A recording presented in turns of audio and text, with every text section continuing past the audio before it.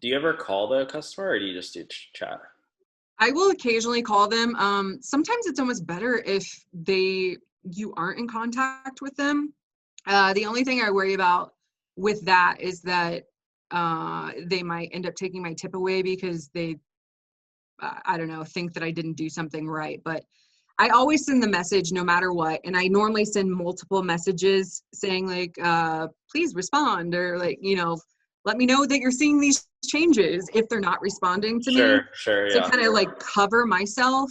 But unless I have to make really crazy changes to the order at this point, I'm not calling them, and I'm just kind of doing it the way I think I should. Yeah. But I also think I'm pretty good at picking replacements for people. Like, I don't do anything too out of Well, do line. you use the suggestions or do you? No. Oh, okay. You just find. No. Okay, I guess that's another tip that I have. So at least Let's the talk about success. replacements because new people probably have no idea what that means. So, I mean, replacements is something you have to do a lot of right now just because the shelves are so bare. So somebody might want, this spaghetti burrito, or however the heck you say that. Is that Yeah, right? that's a good pronunciation. It's Italian. Okay. So somebody might want that spaghetti, but okay, they don't have that, but they might have angel hair spaghetti. So instead of, refunding that item, you would probably try to replace it with the angel hair. Gotcha. And then, so right in the app, it just guides you through it. You just say scan replacement. And usually it gives you this list of recommendations of things that you should pick. I think that list is probably beneficial when the stores are stocked and the shelves are Yeah. full.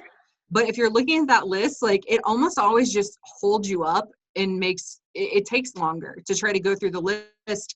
And then, something in the list, it might be like, oh, wait, there it is. And then you look at it and then you go to scan it and it's like, oh no, this is the wrong item. Wait, pick the right one. So no, I think it's just easier if you go to scan your replacement. It gives you the list of different items of suggestions. Scroll to the bottom of that list. Don't even look at it.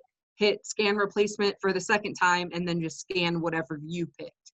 I also feel like right now, customers are much more lenient with replacements because they know that some of their items aren't going to be there. And like, just going back to when I had Elias, my shopper, going out and doing my stuff, I told him, dude, if they don't have anything, just pick whatever else you can find. I don't even care. Like, if they don't have I don't know, chicken or whatever, I don't know, because I like boneless chicken. Like, I don't care. I'll eat whatever at this point. I'm sure a lot of people are just like, we just want groceries. So most people are that way unless they have actual allergies or something of that nature, which, hopefully they are communicating that to you through the app if they do. If they order gluten-free pasta, like, you can kind of try to find another gluten-free pasta. Exactly. Well, that pasta, at least here, for whatever reason, is one of the items that is just like white. I mean, usually there's like one type of pasta, or they might have like that weird red lentil pasta or something. Yeah. Like not normal pasta.